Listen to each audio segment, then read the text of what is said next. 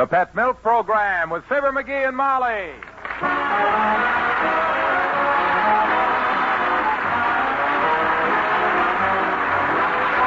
The first evaporated milk, Pet Milk, presents Fibber, McGee, and Molly with Bill Thompson, Dick LeGrand, Gil Stratton Jr., Gloria McMillan, and me, Harlow Wilcox. The show is written by Phil Leslie and Keith Fowler and directed by Max Hutto with music by the King's Band and Billy Mills Orchestra.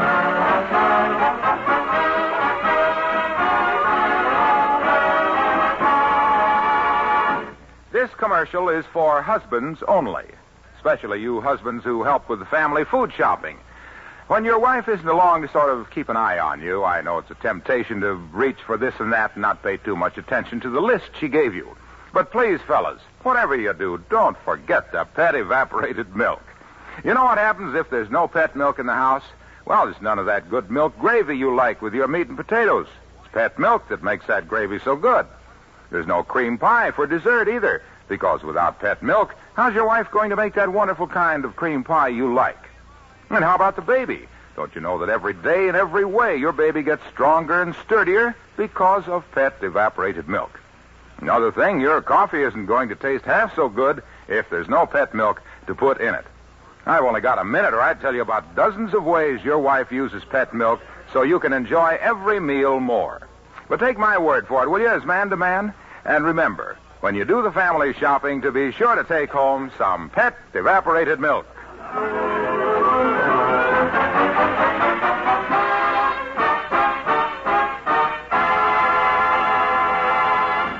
The sad tale we're about to hear concerns a young girl neighbor of the McGees who's in love with a soda jerk. She's brought her problem to Mrs. McGee, whose own little problem is out of the room right now, as we join Fibber, McGee, and Molly.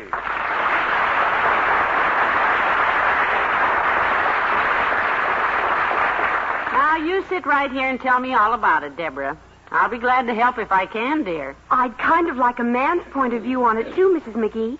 Is Mr. McGee home? Yes, he's down in the basement, dear, tinkering with the cuckoo clock. He took it apart last week to clean it, and now the cuckoo comes out tail first. He'll be along in a minute, though. Oh, good. I think he knows Ed. Ed? Ed Tatum, the man I love. Oh. He's head of the soda department at Kramer's drugstore. We've been going steady ever since we... Oh, hi, kiddo. Well, I finished with the... Oh, we got company? Yes. You remember Deborah Lynn, don't you, Oh, dearie? sure. Hi, Debbie. Hello, Mr. McGee. Say, you're getting to be a real grown-up young lady. Seems like only yesterday I saw you on the street eating a big taffy apple. When was that? Yesterday. Oh. That's probably why it seemed like yesterday. Well, kiddo, I fixed the cuckoo clock. The bird comes out head first now? No, but I cut the feathers off the tail and painted a face on the bare spot.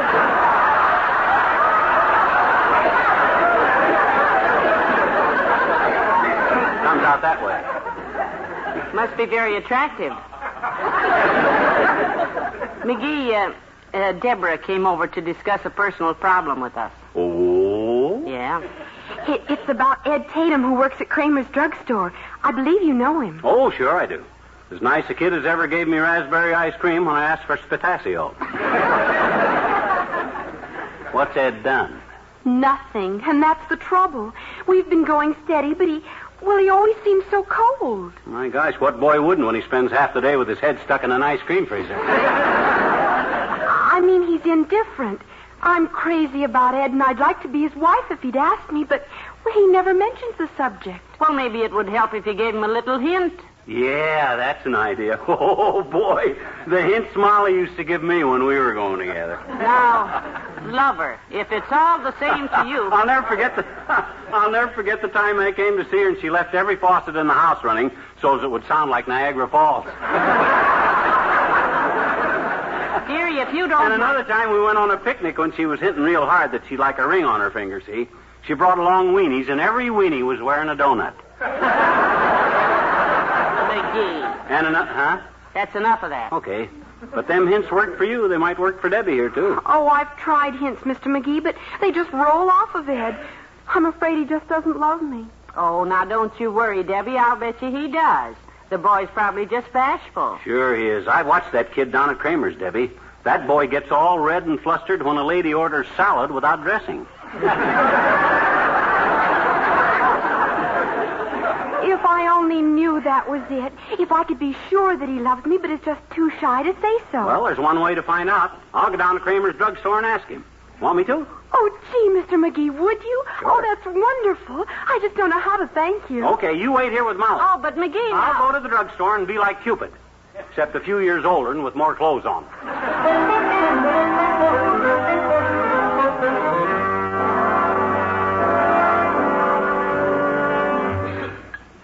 Hello, Mr. McGee. Hi, Ed. What can I do for you today? Maybe a phosphate? No, nothing, Ed. Just dropped by to chew the fat. As long as I'm here, though, you might give me a glass of water. Yes, sir. Here you are. Could you put a little ice in it? Sure. Thanks. Say, them slices of lemon you got over there, cut up for the tea. How about squeezing one of them in my glass? Yes, sir. There. How's that? Fine. Now slide me the sugar bowl. Okay. Anything else, sir? No, that's all. Ah, ooey. That's the worst dad-ratted lemonade I ever tasted. People oughtn't to pay for it. You didn't, Mr. McGee. Well, I'm talking about people that's dumb enough to. I guess I shouldn't worry about them, though, but that's the way I am, Ed. Always fighting for the underdog. But that ain't what I come for, Ed. You got time to talk? Oh, sure. I'm just fixing the banana split. You go around with little Debbie Lynn, don't you? Yes, sir. You like her? Like her? Oh, she's wonderful. She's marvelous.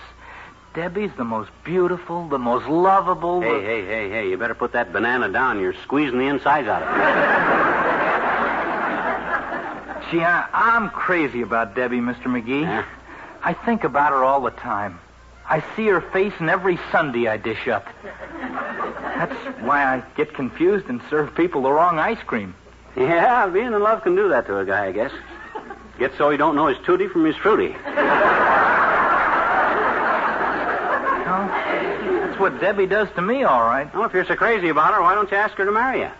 Oh, she'd just laugh at me. Why, I'm not fit to put pickles on her sandwich plate.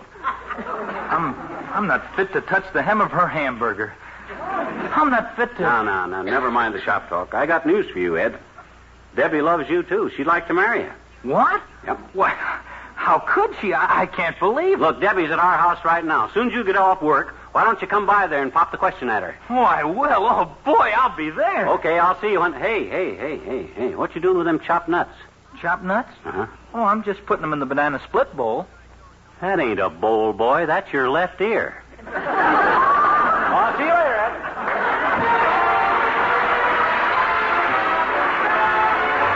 Billy Mills in the orchestra and Grand Central Station.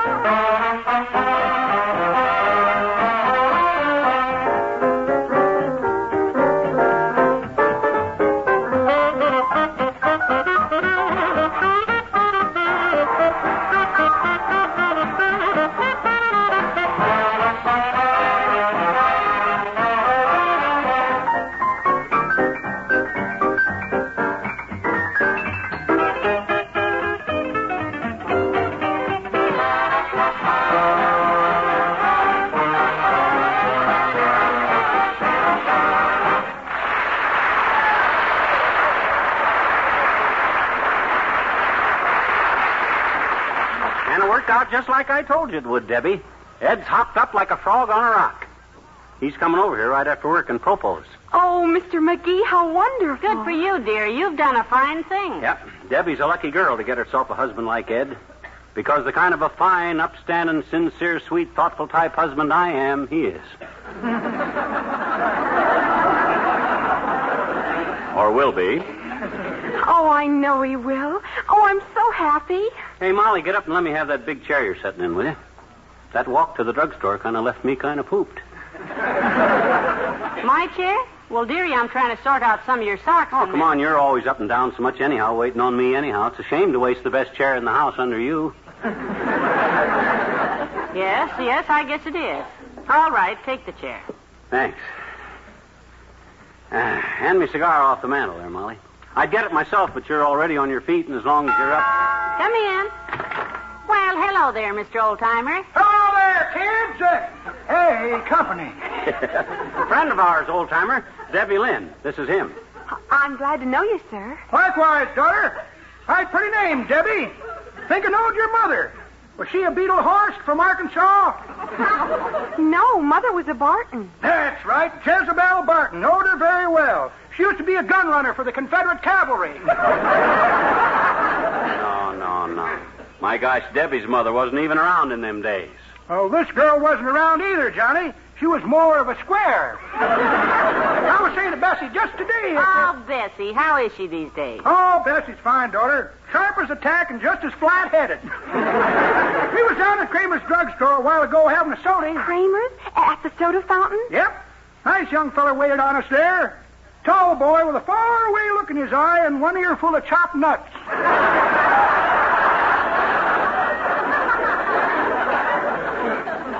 That's Ed. Yes, he's the boy Debbie here is going to marry. Is that so? Funny you should mention marriage, daughter. Bessie brought it up just a while ago. She did, huh? Yep.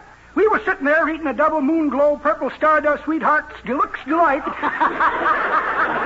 whipped cream and 2 spoons. We must have done something to her, I guess. Really? All at once, she turns to me and says, "Honey boy," she says, "let's you and me get married."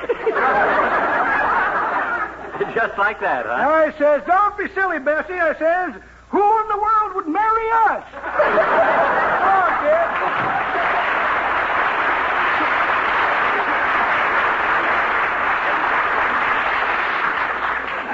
He's very, nice, isn't he? Yeah, he's fine if you can stand him. Shove that sofa pillow under my heels here, will you, Molly? This coffee table's kind of hard under my feet. Oh, McGee, now that doesn't look very nice. Hand me the paper, kiddo. Where is it?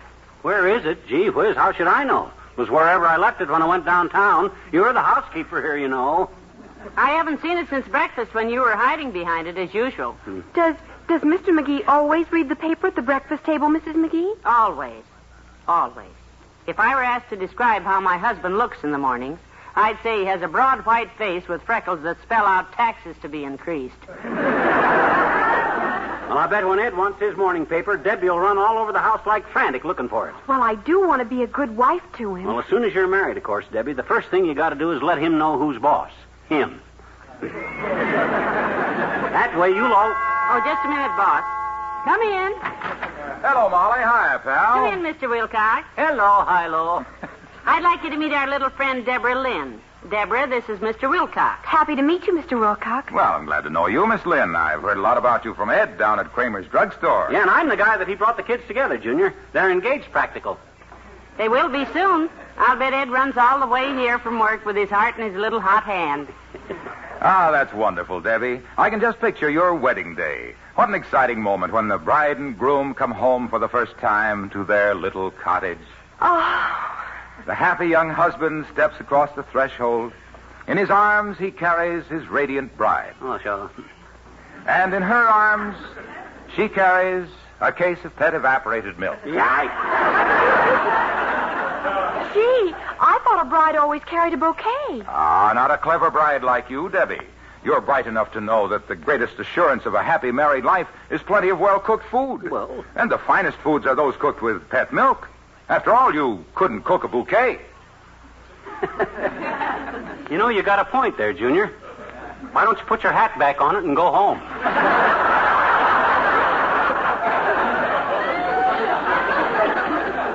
Debbie, you must always remember that marriage is a 50-50 proposition. One horse and one rabbit. By 50-50 proposition, I mean give and take. Give and take? Yes. Give him his favorite foods prepared with pet, and take a bow when he thanks you. Ah, yes. It takes a heap of cooking to make a house a home. And, Debbie, another thing a wife must remember is to always keep smiling and cheerful through all kinds of trouble. Oh, I will. Someday your husband may come home with tears streaming down his face and say to you, Deborah, all is lost. We're ruined. The market crash has wiped us out. I've lost my job. The mortgage is due. And I was just run over by the 14th Street bus. Woe is us. Woe is right, Junior. Of all the corny... I'm supposed to stay cheerful, Mr. Wilcox? Always, Debbie, always. As he sits there sobbing, his head on his arms, his shoulders heaving with emotion, you say with a cheery smile, too bad, darling. Here, have a cup of steaming hot coffee, made rich and delicious by the addition of copious quantities of pet milk. Yeah, and then you better duck, Debbie, because if he don't throw that cup right at your noggin, I will... Now, wait a minute. Quiet, Cal. Quiet. Okay, I'll be quiet. So you see, if you remember all those things, Debbie, you and Ed will be supremely happy in your little pet-covered cottage. That's vine-covered cottage. I know. And nothing could be viner than pet. Goodbye, kid.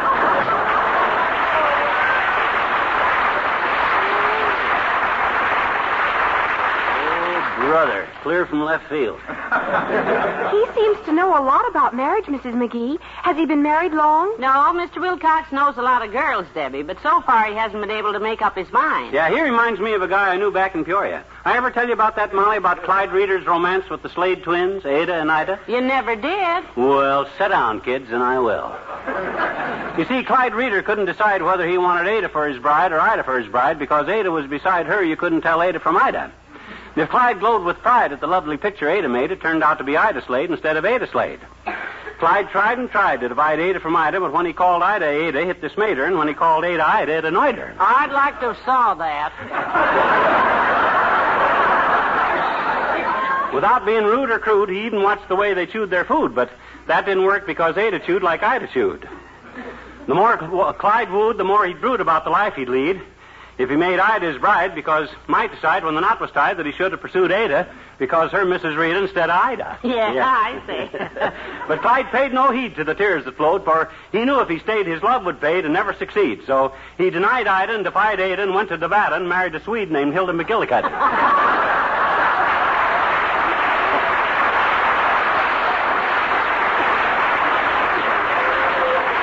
Well, that's very interesting, dearie, wasn't it, Debbie? Oh, excuse me. I guess I was thinking about Ed. What was it about the people in Peoria, Mr. McGee? Well, you see, Clyde Reeder couldn't decide between Ada Slade and Ida Slade, so he told... Skip it. You go on thinking about Ed, sis. That boy's going to make you a fine husband. And why? Because I and him have got all the same traits. I may be a little too generous at times, of course, but... Oh, see, that reminds me, McGee. Be sure and let me have some money before you go to bed tonight, will you, dearie? Money? Yeah, there's a big sale on dresses at the Bontown tomorrow, and I want to get there early. Are you kidding, Tootsie? You already got a dress. Well, of course, but... My gosh, the one you got on looks okay. Turn around. Why, there ain't a hole in it any place. When did you buy that? September. It's nearly new. 1948. Wore well, hasn't it?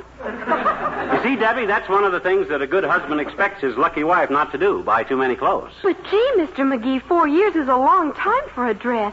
I'm sure Ed would want me to have enough money to keep him well fed and happy, you betcha.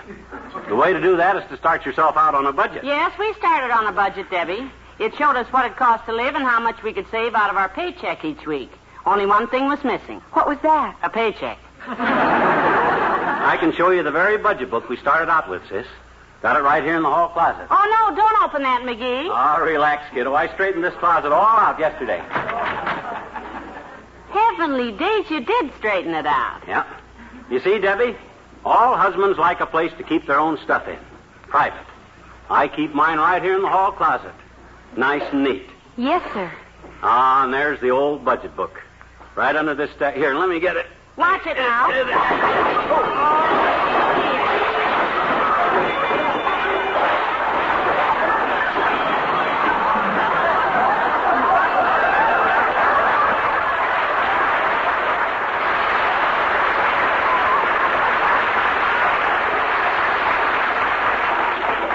it is. Butter, 12 cents a pound. Loaf of bread, 5 cents. Round steak, 15 cents. Liver for the cat, no charge.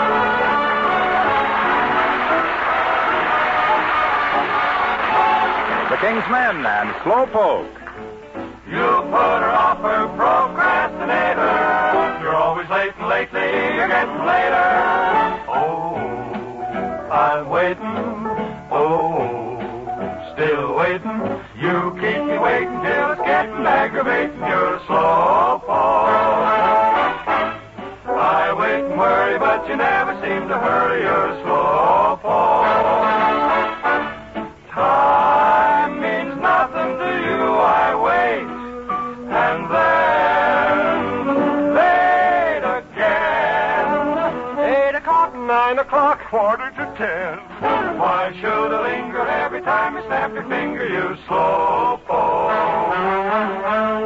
Why can't you hasten when you see the time's a wasting, you slowpoke? Why should I keep trying to change you? It's not the thing to do. I guess I'll have to learn to be a slowpoke too. Slowpoke, slowpoke. I won't wait, I won't stay. You won't get me that way. You keep me waiting till it's getting aggravating. You're a slowpoke. I wait and worry, but you never seem to hurry. You're a slowpoke. Why should I keep trying to change you? What's the use if I do? I guess I'll have to be a slowpoke, just like you. Slowpoke.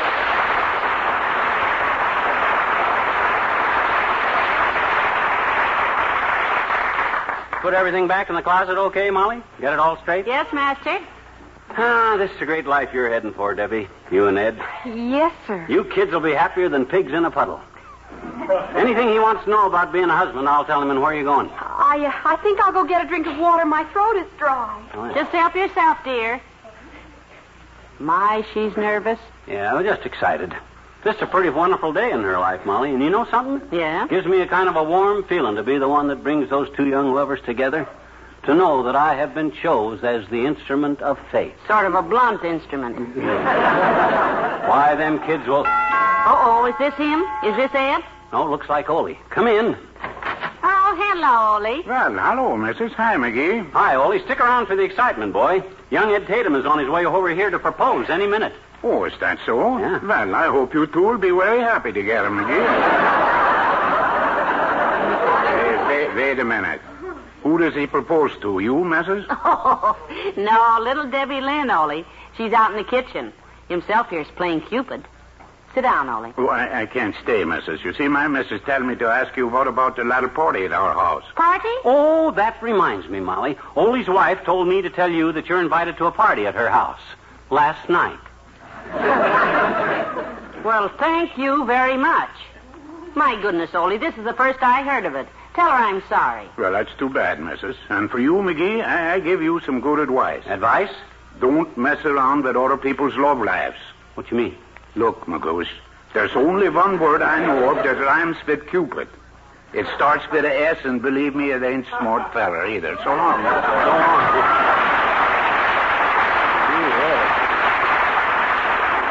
I'm sorry I forgot to tell you about that party, Molly. But you wouldn't have had any fun there anyhow without me. It was just women. I know.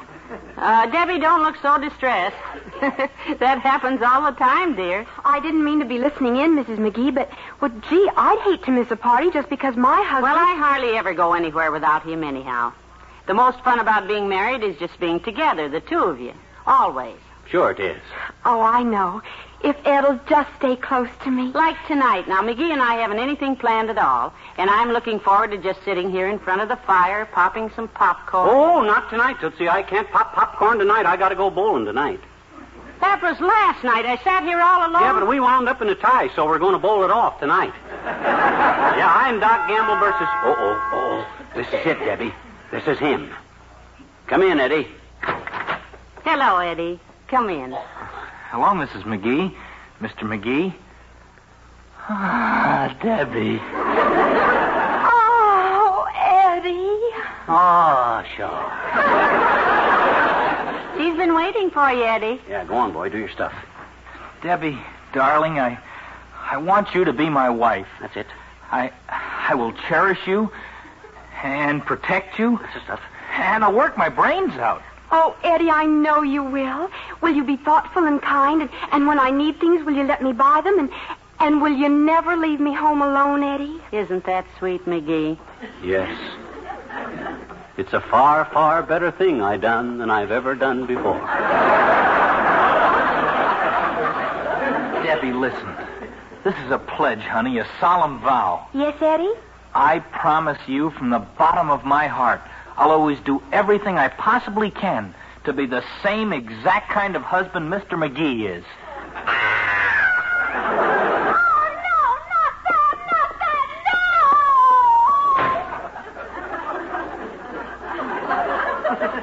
What's wrong with her? I don't know. It must have been something she ate.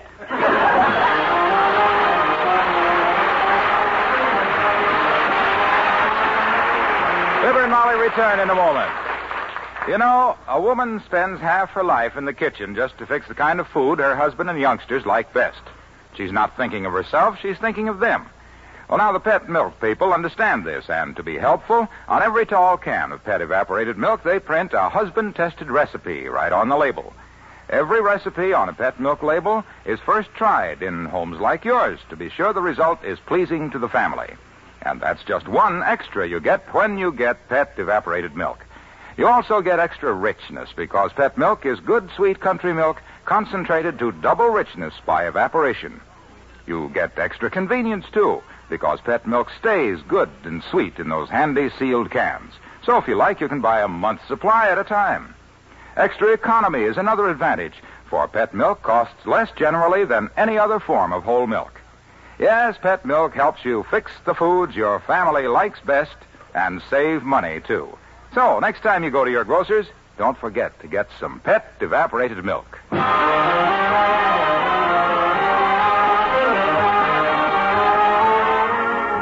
you see, Deborah, Ed will look just as wonderful to you as Mr. McGee does to me. I know he will, Mrs. McGee. I acted awfully silly a while ago. Mr. McGee has his faults, of course. We all do. But I wouldn't know what to do without him. Why, I just couldn't give him away for anything. I'm sure you couldn't.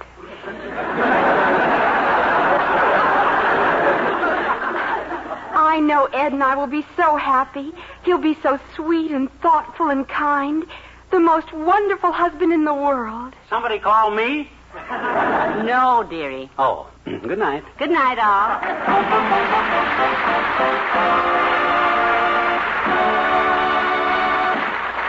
The first evaporated milk, Pet Milk, brings you Fibber, McGee, and Molly each week at this time. Be with us again next Tuesday night, won't you?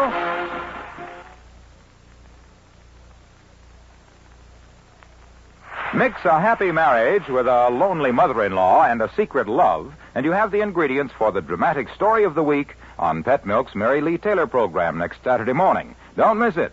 Right after the story, Mary Lee Taylor will tell you the easy way to make the kind of cherry cream pie husbands like best. It's a big double feature, so be sure to listen next Saturday morning over NBC for Pet Milk's Mary Lee Taylor.